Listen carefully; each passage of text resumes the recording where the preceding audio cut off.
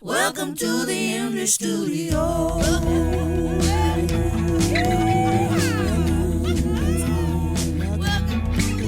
Welcome to Indie Studio Podcast. My name is Britt, and today we have some pretty special guests in the studio. Welcome Brandon and Zach of Buttermello. Hello. Welcome in. Thanks for having us. Thanks for coming.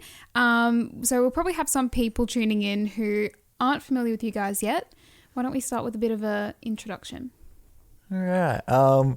Well, yeah, we're from Buttermello. I'm the singer, and we've got the bassist who also plays a bit of guitar, as you might see in a second. But yeah, we're from the sunny coast. I know we've been going for a few years. Yeah, we play indie rock. Yeah, that's about all I've got to say about us at the moment. Right. You got anything to add to that? I've got nothing to add to that. That sums it up. Yeah. Good start. So Brandon, was Buttermello something that came from you? Yeah. When the band started, I'd moved up to the Sunshine Coast from Adelaide with an ex-partner. We split up. I stayed here. But yeah, and we've had a few people come through the band. But now we've settled on like our strong lineup. Like we're all frothing it at the moment. And yeah. I guess that's how it's pretty much started. I put a little message out on Sunshine Coast musicians, and then I got if anyone knows Sam from This New Light, he was our first bassist. I got Elliot. So yeah. So how many members of the current band are like original? Just the one, just Elliot. Oh, okay. Well, and then you. Yeah. Some two. Yeah. But yeah, found Elliot. I actually went searching, like keyword searching, like my favorite bands through Facebook on the Sunshine Coast musicians page, and then I found Elliot commenting on something like that. I probably sent a bunch of people messages, but he got back to me, and yeah, and he's in the band now. Oh, that's cool. Yeah. I saw on your Triple J Unearthed profile, you guys were established in 2020. Yes. Yeah. Oh, it's a long time now. Yeah, over 3 years now. Yeah. Yeah. I feel like 2020 was a strange year, and super strange. we were still kind of under some like restrictions. So was it something that you just needed to have a creative outlet, or? No, yes, but I had a band in Adelaide, and yeah, once I moved here, I was like, I want to start a new band here. So yeah, we basically started, it was like end of 2020 and moved up through like all the restrictions and stuff like that. There was all like checkpoints every like where we were going, is like we drove up through the middle of Australia and stuff. Wow. And yeah, so it wasn't so much, it was a funny time to start. It was a good time to start in a way because there was nothing going on. So like we could really like hone in and get the sound, get the songs together, get the set list together. And yeah. That's really interesting because we had Max Bader and the Upstairs Neighbours in, and they also formed in 2020. Right. And had a bit of a similar story. Yeah. I feel like the current scene, the Brizzy scene, and then like the wider Southeast Queensland scene, there is a lot of fairly young, going on 4 years now, but bands that were established during that time who are starting to find quite a bit of like success in this region, which is a strange trend to be observing, but really cool. Yeah, interesting. There wasn't anything else to do. Yeah. You're all stuck at home, and you're like, I might as well start a band, I guess. That's right. Hey, yeah.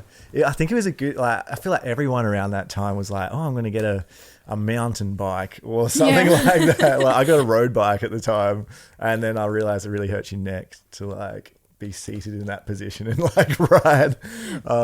So that hobby ended pretty quickly. But I think it was a time where like everyone was just like buying all the hobby stuff because there's nothing else to do. No. Well, it worked out well for you guys. Yeah, it's going all right. So I'm also a little interested, also taking this from your Unearthed profile, you described yourself as, or your band as, becoming a bit of a local favourite fairly quickly. That's a lie. That's a lie. I'm just kind of like intrigued as to how you started gigging in the sunny coast, and like where did you find opportunities, and how did you start to build up a bit of a presence? Yeah. Shout out to open mic night at Soul Bar.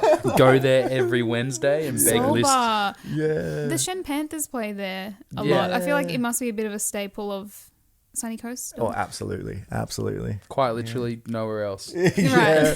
There's a few venues now. There's the station, which used to be Night Quarter. I don't know if you ever seen Night Quarter. No. So that's like, it's a venue that holds a lot of people, like 1,500 or something like that, and you get like bigger acts come through there. So that's just reopened as the station. And then there's the Precinct, which we haven't played at yet in Nambour. But I mean, for a while there was 11 Dive Bar as well. But Soul Bar's the one that's always just like stage strong, and it always gets good crowds, and it's like, if I don't know, you wouldn't want to play anywhere else, I think. I mean, cut that. Right before I gig on the weekend somewhere else. That's right.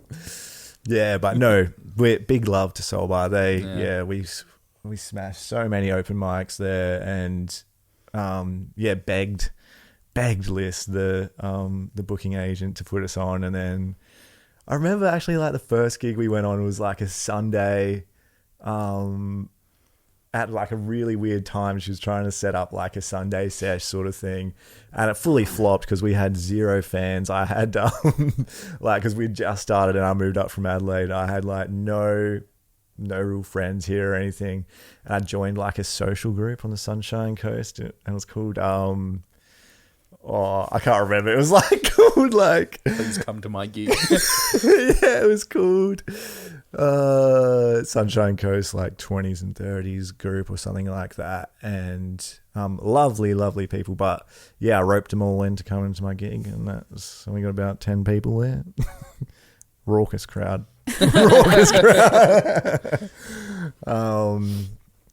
But yeah, so then, and then eventually, like, we built a really good relationship with Liz, and she hooks us up with a lot of opportunities and stuff like that, which is good. And like, just playing there, I think a lot of people go there for their gigs as well, as like as far as patrons go. And so when you do play there, you get a really good crowd, and everyone sort of rocks up, and it makes you feel real good. Well, that's good. Yeah. So there's like a bit of an established culture. Yeah, absolutely. Yeah. And do you guys find that differs quite a bit to the Brizzy scene? Yeah. Yes and no. Yeah. Well, we've got support on the Sunshine Coast, so it's like we've compared it to playing away games. When we go to like Brizzy and stuff like that, we're like, this is an away game. So it's very much, it feels like we're just starting out in Brizzy, you know. We've played a few really good gigs in Brizzy, but for the most part, like, if we go there, we don't know if anyone's going to come. So like, Right. Yeah. We have had some pretty good turnouts in Brisbane. Like Greaser Bar, we've had a few really good turnouts. Yeah, that's right. I'm not sure if you guys know, but like, does Greaser just get a good crowd anyway? Like, I think so. Yeah. I think generally people go there with a certain expectation of like what to expect from who's going to be playing, and a kind of energy. Yeah, gotcha.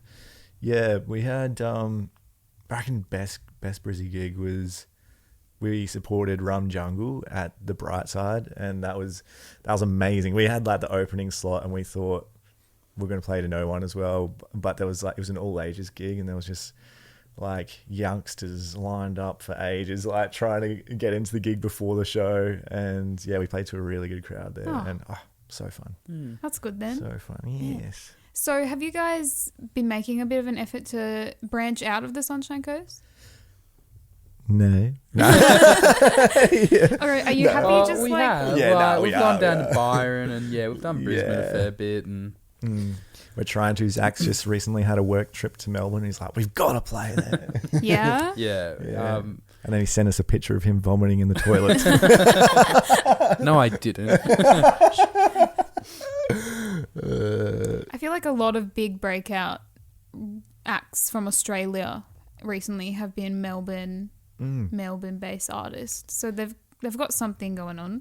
Yeah, definitely. I think Got about 5 million people there. Yeah. Well, that definitely helps. Yeah. yeah, true. I feel like it also comes down to community and government support. Like, I'd be interested to hear what you guys think about that and what currently exists, because I was actually having a bit of a poke around to see what sort of like funding there is and initiatives there are, and I feel like Queensland is pretty good. There are a lot of, or maybe not a lot, but there are support like opportunities that exist for independent musicians. And like, for example, the Cube Effect, they just had their concert with all the finalists at the TIV. And it's a pretty good like initiative to get more eyes on emerging artists. But for example, New South Wales, they have a whole government body, Sound New South Wales, that's dedicated to funding for musicians. Right. So they do grants for EPs. Cool. And they do like support for independent artists. And then if you get signed, they have a grant where they'll match your funding from your label. So that will double any kind of funding you've got. So they've got a lot of very specific music related funding and support programs that I feel are lacking here.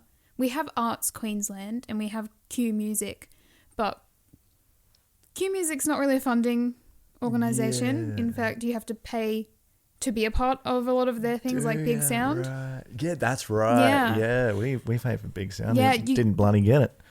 Yeah. And we paid the money for it. And that's the thing. Like, we have such a massive scene in Brisbane and in Queensland of really talented independent musicians. And there is so much competition for things like Big Sound and a lot of the like indie festivals and that kind of stuff. Yeah, true. Yeah. What do you guys think? Like, do you feel that you have support?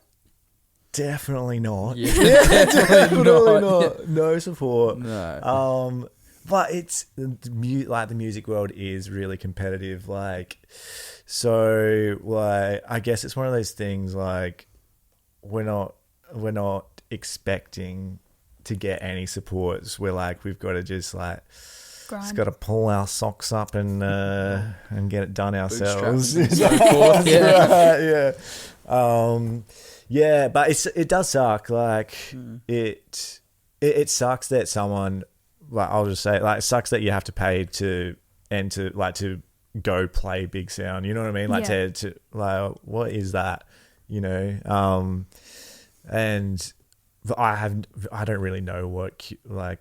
Queensland music. I don't really know what they do exactly, but that I think sucks. And yeah, I don't know how. And I guess if you play Big Sound, like, is it gonna further your career anymore?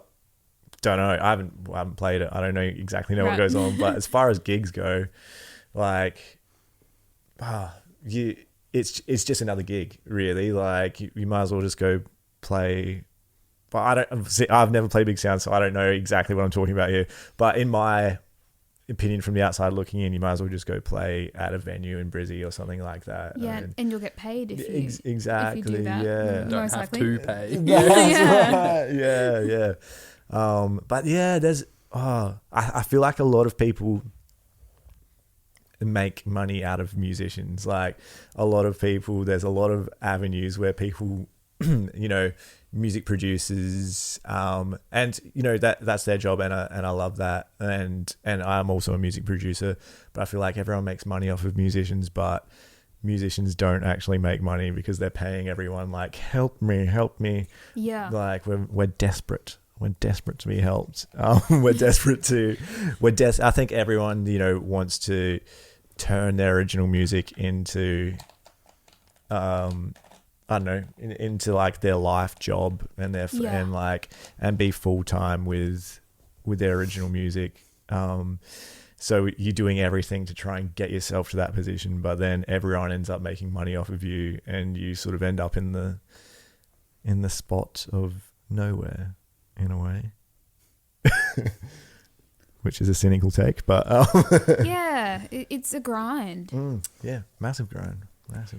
But you guys, I guess on a positive side, have had a bit of fairly successful promotion. I saw you got some Triple J play. Yes, pretty good. Shout out to Ash McGregor on that.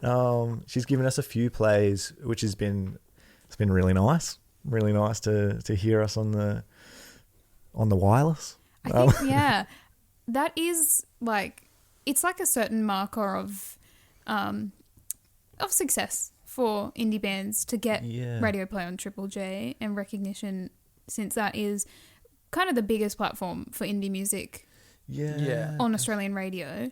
That's right, yeah. How did you guys go about getting their attention and getting your stuff played?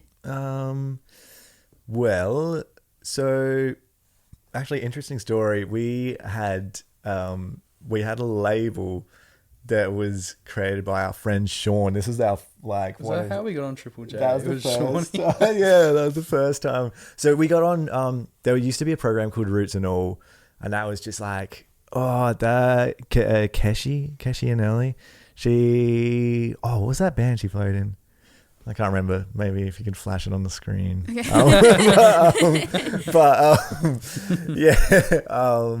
So I sent like a real clickbaity email to her, and she opened it, and it was something like, "Do you like jazz?" And and then she opened it and listened to the song. It was like hardly jazz, like it had some jazz chords in it, as every indie sort of music does. And and then so we got our first play on Roots and All. Around about 2021-ish or something like that. And what single was that? That was Seaside. Oh, okay. Yeah, so that was our first single. And then with It's Home and Hose that we get played on. Yeah. So that was Shawnee. And so basically he created this label, and then he was our manager, and he emailed them, and then I think they like that. I think Triple J really likes if you're not like, "Hey, my name's Brandon and I play in Buttermello. Can you please play my music?" They like if you have like a mouthpiece or something like that. So if anyone's watching, create a fake mouthpiece. Any bands out there, just get your mate to create a fake label and message Triple J. That's right. Yeah. But yeah, so that was like the first play, and then more recently, we've been working with a company called Call and Response, and they'd been doing our promotion, I guess. They've been doing our PR, that's the word for it. Yeah. So, what did we do? Yeah. So they work with our producer, James Angus, who he works in Brizzy, but he does a lot of people like Last Dinosaurs, and Veronica's, TK Miser, like a few like real good people. Yeah. So like our new tracks coming out, they sound pretty good. You know, I was gonna bring this up a little later, but I have noticed listening through your singles on Spotify. Yeah. There's like it's kind of cool to hear. There's like a progression in from like Seaside all the way up to. That's right. Brandon stopped doing them. Yeah. I stopped trying to record things. No, they were very good. I mean, very good.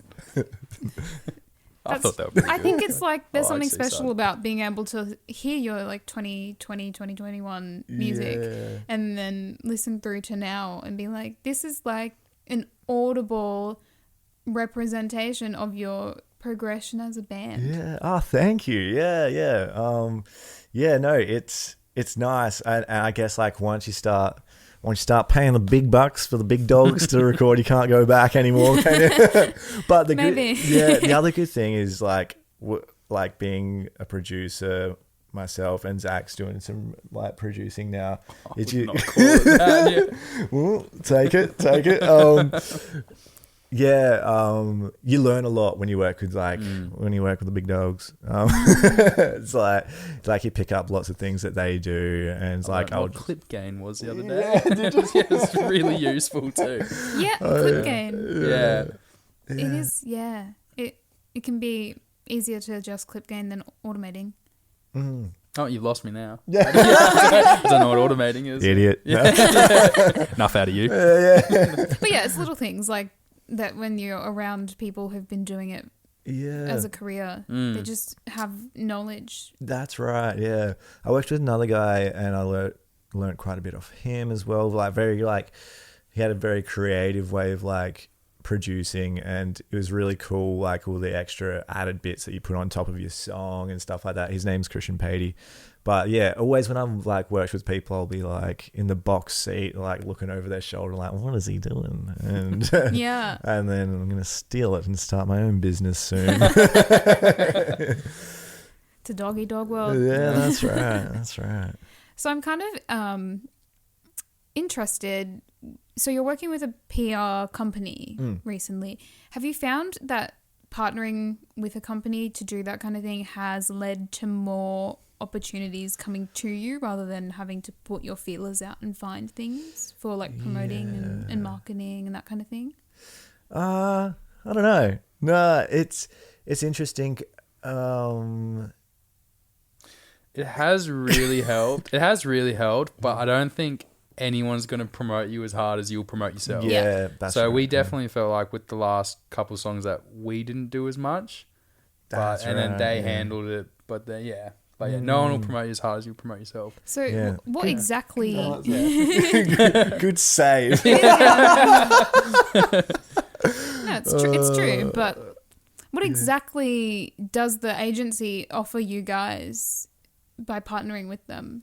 Is it connections and contacts? Contacts is a big part of it. Yeah.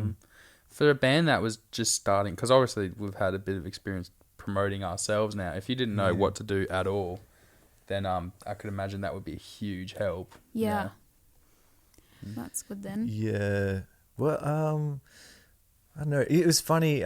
Even just even working with someone like James, he has a lot of contacts himself, and he sort of he shows our music. He just went on tour with Example, the rapper, and through the UK, and he's telling us he'll show our songs to him, and just other people that he works with, and he'd be these are. He says they're great, so I hope he's telling the truth.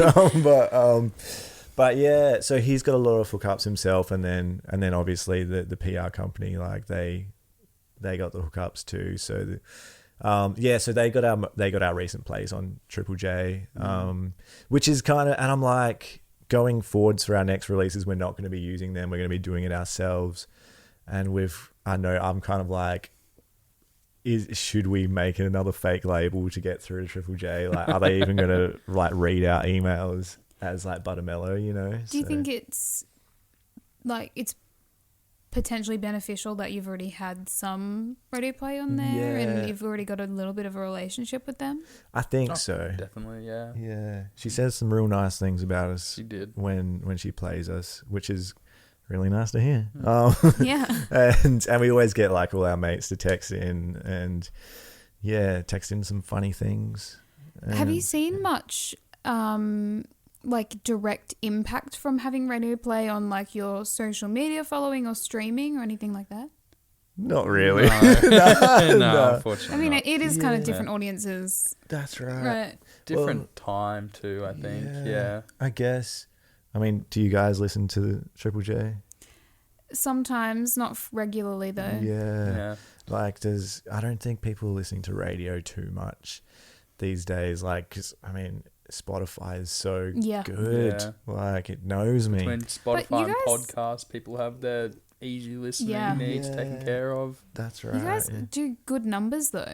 Yeah. On streaming. Yeah. It's for a local band. You're doing well. Yeah, it's aight. It's alright. aight. Yeah. Could be worse. Yeah. Yeah, that's right. Yeah. We get we do a lot of playlisting and stuff like that. Yeah. So you get on I don't know if you've heard of Submit Hub, or there's something else. But yeah, you just sort of For playlist bidding? Yeah. Yeah. I'm not sure. But yeah, you basically just ask to go on playlists and stuff, and they'll give you some feedback. It was funny with our most recent song, Dreaming Still, like some of the feedback we were getting was like, oh, it's such a good song, but I feel like it's been done before, so we won't put it on the playlist. Hasn't everything been done before? Exactly, yeah. We're like, It's like, so it's memorable, but I want to forget it now. I actually thought it was like it was like a really good single to release around this time, because that surf rock feel is very on vogue at the moment. Yeah, like we liked King it too. Stingray's blowing up, and Yeah. they've got that surf rock element to what they're doing. Yeah. And so I would think, this is just my opinion, and I don't curate playlists other than for my own listening.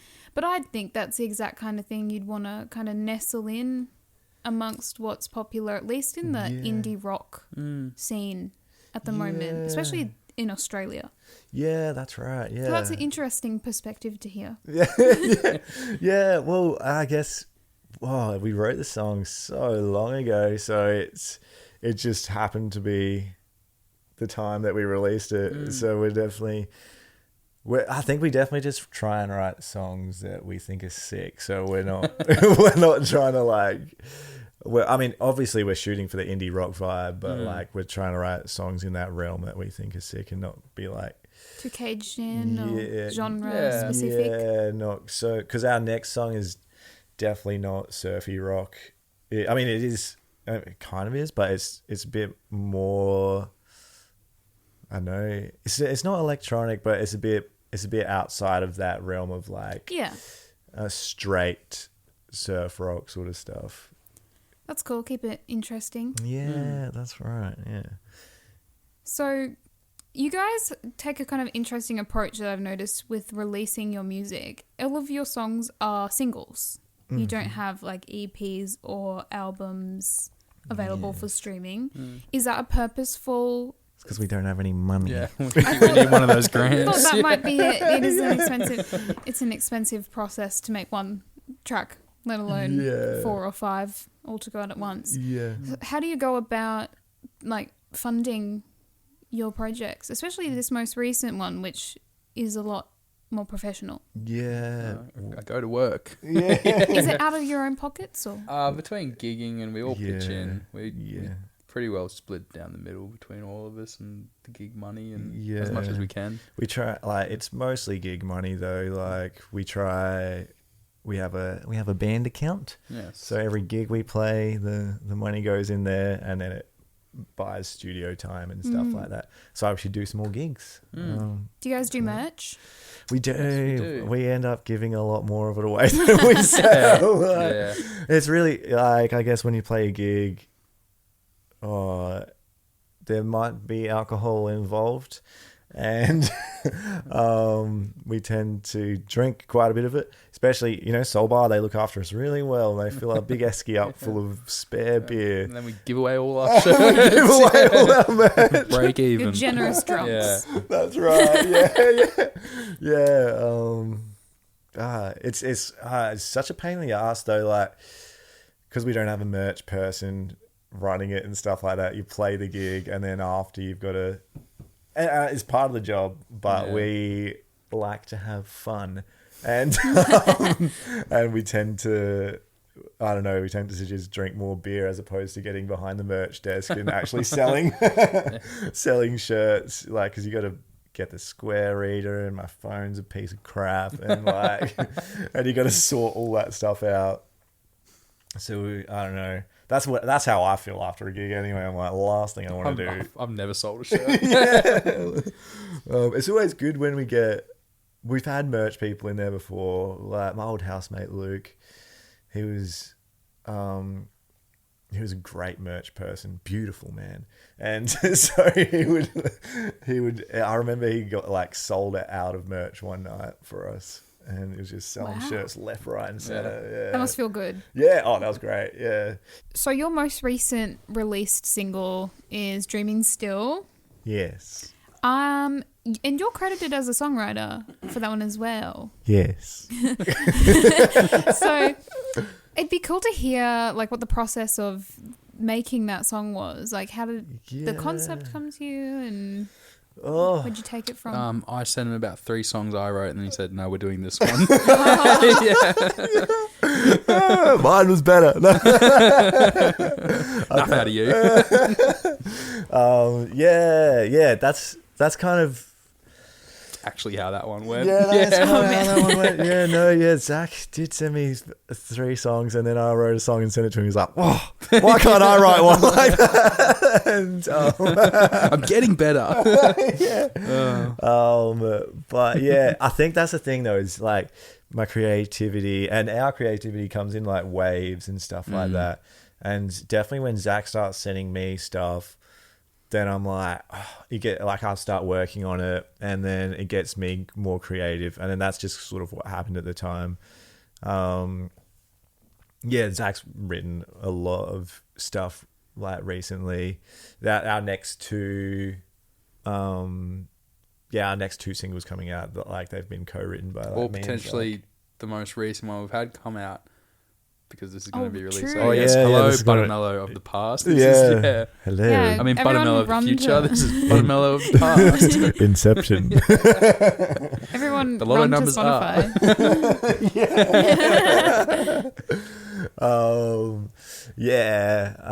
But yeah, it was basically just in my room. Like I've got my own little studio set up, and I started making it, and then I just didn't stop, and before we knew it, it was done, sort of thing. And yeah, it was. I think I had like a little bit of a problem with the chorus, like the O's, like the O's. They sounded very much like something else.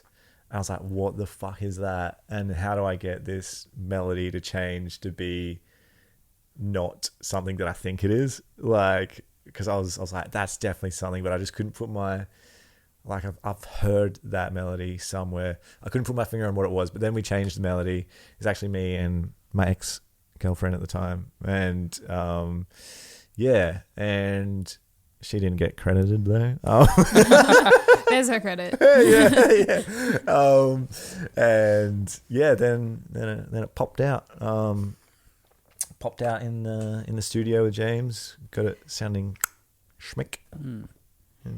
So where did the inspiration from the song come from? Oh, getting older. Yeah. Getting older, having a bad back.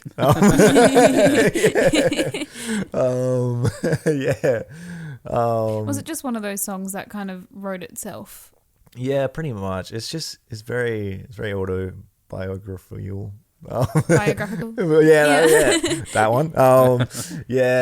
It's very much like, I don't know, I'm getting older and I don't want to get older. So, that's basically how it started. Yeah. So you smashed out a demo and then you took that to James. Yeah. So that song and A Little Bit of Love we both did with James, and it was a funny way of getting into with him. We had to go through like his manager in the first place, and then obviously like his manager then sends him the songs, and then he gives it like the thumbs up as to whether he wants to work with it or not. So he seemed to like them. So That's good then. Yeah. A reflection of your work. Yeah, that's right. Yeah. So- I listened back to the demo of Dreaming Still, and it was fucking terrible. It was But he must have heard something in it. Yeah. I can fix it. That's right. So how did you find James? Like, what inspired you to pick him of all producers to work with? It was with like a previous producer I worked with. He had done some work with him. When I worked with Christian Patey, he mentioned that he'd worked with James, and that James had done like Last Dinosaur's album, and I was like, well, that's pretty cool. How do I meet this James? And and then he gave me the email of his manager. Oh. And that's how we found him. You just kind of sent an email. Fingers crossed. That's right. Yeah, actually, we're going through quite a few producers at the time, and then we're reaching out to a lot of producers, seeing which one we wanted. We're like, all right, it's now or never. Let's throw some bloody money at this thing. And yeah, who else did we reach out to? There was a guy. Did Betty? You guys know Betty Taylor? Yeah. Yeah. So the guy, Aiden Hogg, we reached out to him, and then he put us on to someone else, and then we ended up going with James. So Wow. yeah. So that's kind of where the benefit of having a network really comes into it. Yeah, absolutely. Yeah, it is definitely like the further that we've got along, like the bigger the network we've created, which has been super helpful. Like quite often at gigs, people will be like, "Hey, we want to shoot your gig. Like, can we come shoot your gig?" And we're like, "Yeah, go on." So that's quite nice. Yeah. So it is good having a nice little network of friends helping us out. So working with James, did he have his own space for you to record in? Yeah. He works above La La Land on in the valley, the Prince Consort. Yeah, the Prince Consort. Yeah, I have heard that there's studios up there that you can also just book out. Yeah, that's right. Yeah, so it's like this tiny room. So it's like no, but there's like what is it, like a platinum record there that is worked on and stuff in this tiny room. As he should. Yeah, that's right. And yeah, so it's a funny little space, but the man is just a wizard. So I think, and definitely with music production, from my experience, we've been in studios that have had all the bells and whistles, crazy amounts of gears, all the amps, all the guitars, and I think it just comes down to how good stuff. Knowing how to use it. And some of my best work that I've done has been on a piece of shit Behringer interface, and just don't lie, Brand. That was your upgraded interface. And crap mics and stuff like that. But it comes down to your takes and real clean takes. And at the the Behringer, we kept a lot of the stuff actually from the demos on our upcoming tracks that we'd recorded at my place on a piece of shit Behringer audio interface. And there's something that was just really nice about the guitars that we recorded through that. So because we also found the same thing when we tried to retrack it on James's expensive nice gear, and it started to sound too good, and we're like, make it sound a bit shitter than that. Lost some of the charm. That's right. That's a concept that's actually come up several times in the podcast with with other artists. The idea of restriction being a catalyst for creativity. Sometimes when you've only got a very small box to create within, it's forcing you to do something different that maybe you wouldn't have chosen to do or wouldn't have come out of your creative process if you had access to everything or the best gear or all the time in the world. That's right. Yeah, there's definitely so I did a lot of the production to Old and Cynical, and I fucking threw the kitchen sink at that thing, and and it was just and I found so much, and working with other producers, seeing other song breakdowns. So on the Sunshine Coast there's a music club and industry night run by Alex Henriksen, who is he's the head honcho at Rainbow Records, which is a label with Matt Corby, and he breaks down a lot of mixes and stuff with famous artists that he's worked with, and it's nothing it's like a synth and a vocal track for the whole thing, or a synth, a drum beat, and a vocal track, and you're just wow, actually need to be throwing the kitchen sink at things. Was that all? Yeah, that's right. And they're really good songs and like way better than what I do. Yeah. It can be kind of freeing to have that realization. Yeah. Because I know a lot of like musicians who are smaller and don't have all of the support and resources, or might only be starting out. When you see the people who are at the top making phenomenal things, it's really easy to feel like I don't have that, so I can't do that. Yeah, that's and then right. Yeah. when you see that process stripped back and you're like, oh, they used like 2 guitars, a synth, and a vocal. Yeah, exactly.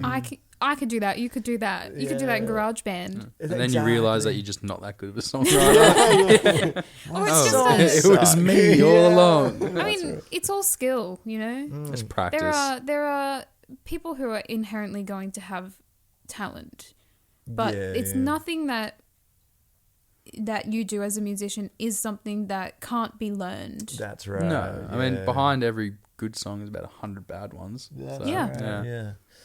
So, like, it's funny, my progress in music as well. Like, I'm not a good guitarist or, I would say, musician by any means. I know a little bit of everything, but, like, I'm not brilliant at anything. But it's funny, like, the things that I've doing now, I would have looked back as, like, you know, maybe 5 years ago or something and be like, I can't believe he's doing that. Like, how was he doing that? But yeah, it's all learnt stuff. Like it's once you break it down, it's real easy. Yeah. It's a lot easier, and it becomes a little bit too easy. Like I was saying to you in the drive up, I'm like everything that we're writing, like, is the melodies are all like, they're all part of, like, you know, the same scale in a way. So like, it feels like we're writing the same song a million times in a way. So yeah, but you know, the idea of what's good is also so subjective. Yeah, like there's value and that comes from character that you don't get from being technically perfect or great. Yeah. So yeah, I think what you guys have out right now available to stream, phenomenal stuff. Oh, thank you. Thank you. Super good. Like you guys make really interesting music. It's thank you. genuinely worth listening to. And I think whatever you do from here on out, like as long as it's you that's in that music, you're fine. Hell yeah, thank you. Nice little words of affirmation for us. Absolutely. So why don't we hear some? All right. What do you reckon? You can play a little something for us? Yes, we I can. can try. We can. Alrighty, let's do it. Sweet.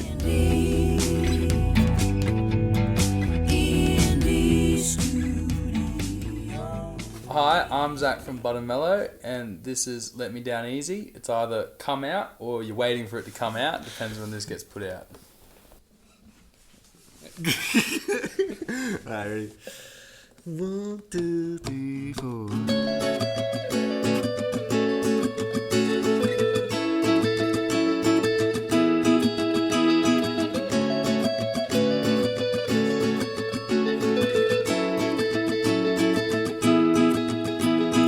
I've been wondering in my life lost lately. I can't seem to just wake up. Picturing our life in the future, baby, and I can't even make it up. People always change and they always stay the same. And could I ever fill your cup? I spoke to my friends and they didn't understand. They said we should just break up. But I left you standing there, and you text me later, putting me to rest. Won't you let me down easy, like you know that I would? Won't you let me down easy, 'cause I never could.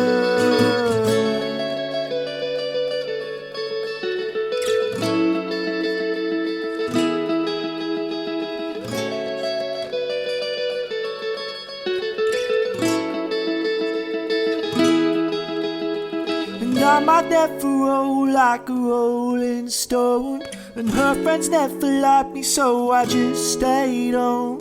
Thinking of what was, yeah, she was my beauty, but beauty is that short-lived tyranny, and I left her standing there.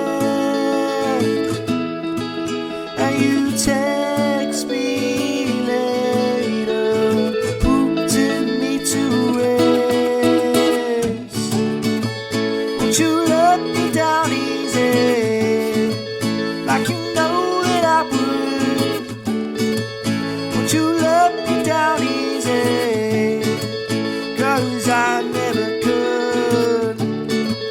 Won't you let me down easy, like you know that I would? Won't you let me down easy, 'cause I never could. Yeah, that's as good as it's gonna get. This is I Don't Care If You Dance. Oh yeah, we got a story about this one actually, and it is me and Zach. We play some cover gigs every now and then, and we played a cover gig at the Dewporth Tavern, and we were getting fucking hassled by these middle-aged women, and they were telling us, play something faster, play something slower, play this song, play that song. It went on for ages, and we'd played a gig earlier that day. We were over it, we were off it. It was real late as well, and then she came up to us at one point in the night, and she's like, I want to dance, but you've got to make me dance. And then I looked at Zach, and I was like, what do I say? Do I say something like, yeah. I was like, do I want to say something nice, or do I want to do customer service? But then or do I want to tell her to fuck off? And then I ended up just saying, you know what, lady? I don't care if you dance. And then she like got real mad and flipped us off and walked off and all this, and said, we'll never play at the Dewporth again. And we were like, good. Yeah, so far she's right. Yeah, but it was very worth it. But then we wrote this song called I Don't Care If You Dance. And it goes a little something like this. 1, 2, 3, 4.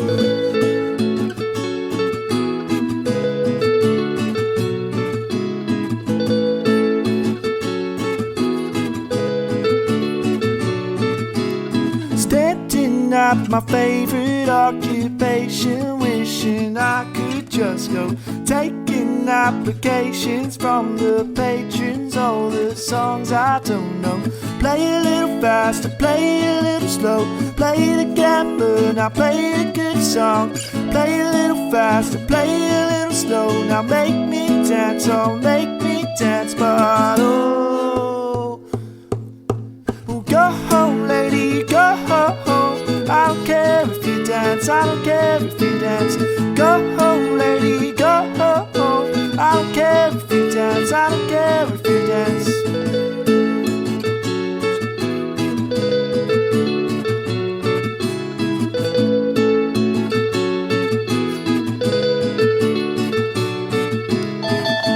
My things, I'm on my way. I'd rather break my back to get my pay. Tap my shoulder, hold my gaze. I've got a few things that I like to say. You could have played it fast, you could have played it slow, could have played the gambler, now play a good song.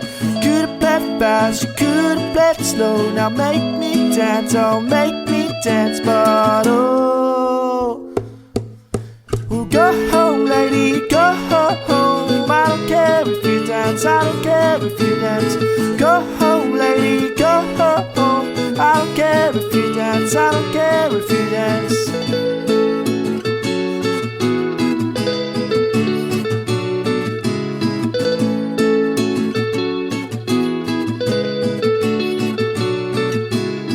Oh, I really shouldn't say.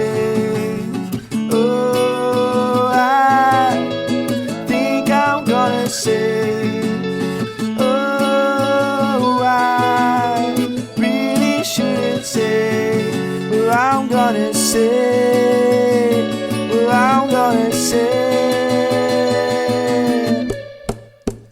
1, 2, 3, 4. Go home, lady, go home. I don't care if you dance, I don't care if you dance.